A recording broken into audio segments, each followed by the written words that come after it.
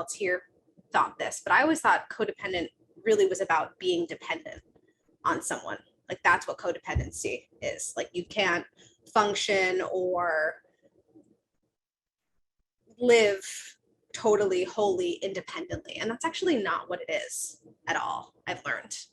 What codependence is the inability to have an individual expression without over concerning yourself with what the reaction to that expression is. So let me break that down a little bit more. In your example, I know that I need help in a given situation, and that the way that I would naturally ask for that help is to, of course, be kind because you're a kind person, but to be direct about it.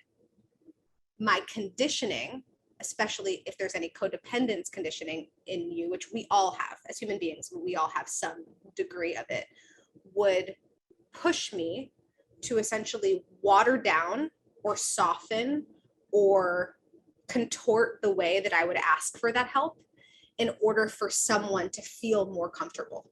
So it's like always the mental gymnastics of, am I going to feel more comfortable or are they going to feel more comfortable? And when we have a lot of codependence, especially in our communication style, we're opting more often than not to make others comfortable at the expense of our own comfort, right? So what you were just talking about is, am I feeling like I'm being pushed out of or being, pressured to change something about me in order to make people more comfortable, right?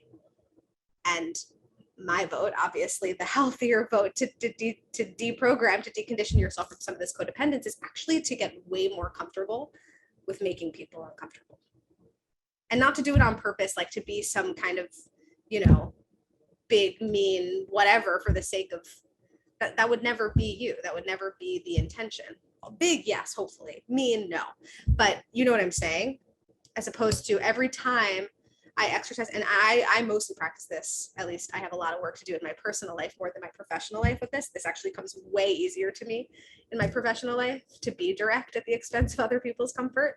Whereas in my personal life, I'm like I got a lot of codependency things that I'm working through. But one thing I'm actively practicing is saying the thing that I need or setting the boundary and anticipating the uncomfortable reaction.